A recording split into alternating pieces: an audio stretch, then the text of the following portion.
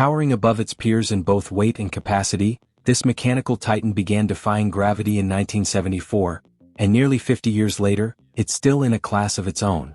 Built for utility and resilience, the United States CH-53E Super Stallion remains a formidable presence in modern military operations. At a time when owning a motorcycle signified affluence, the idea that a nation could field such a massive rotorcraft seemed almost surreal. Yet the US not only built this machine, they flew it with regularity despite its eye-watering expense. The unit price of this behemoth reaches $122 million, making it $40 million more expensive than even a cutting-edge fifth-generation F-35 fighter jet. Its sheer strength is breathtaking, with a max takeoff weight of 31.6 tons and a payload capacity of 14.5 tons, it can easily hoist 2 armored Hummer vehicles into the air, and can even refuel mid-flight. So what exactly sets it apart? At the Oakhampton Military Training Ground in Devon, England, a line of US soldiers prepares to board a CH-53E. Clad in full gear, they ascend into the aircraft's cavernous hold in sequence. The stream of boarding soldiers appears endless. Their exact number?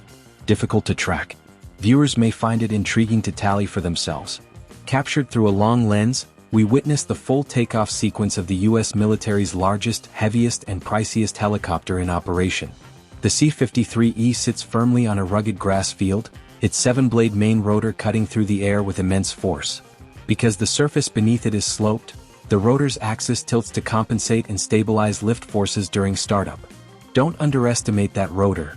It spans 24 meters in diameter, reaching the height of an 8-story structure.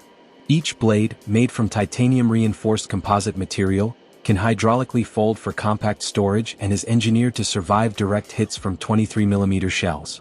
The tail rotor, featuring 4 aluminum blades, adds stability and directional control.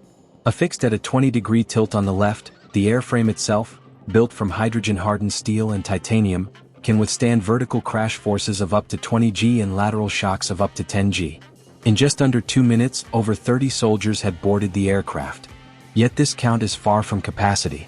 The CH-53E is rated to carry 55 troops along with a 5-person flight crew.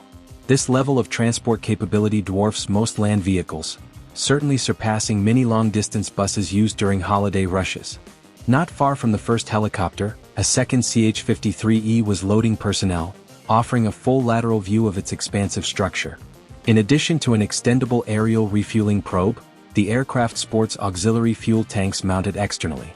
Combined with its internal reservoirs, it holds up to 11,000 liters of fuel, allowing for a maximum range of over 1,800 kilometers. Under full load, its fuel burn rate approaches 1 metric ton per 100 kilometers, a true fuel-hungry leviathan.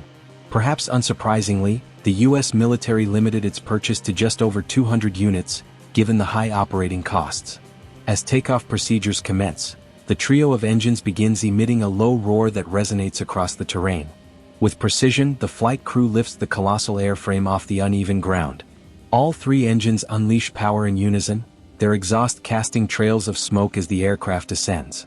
A graceful leftward bank follows, executed sharply yet smoothly, ushering the Super Stallion into flight, while a curtain of dust shrouds the launch area behind it. Moments later, the second helicopter joins in, echoing the first's impressive departure.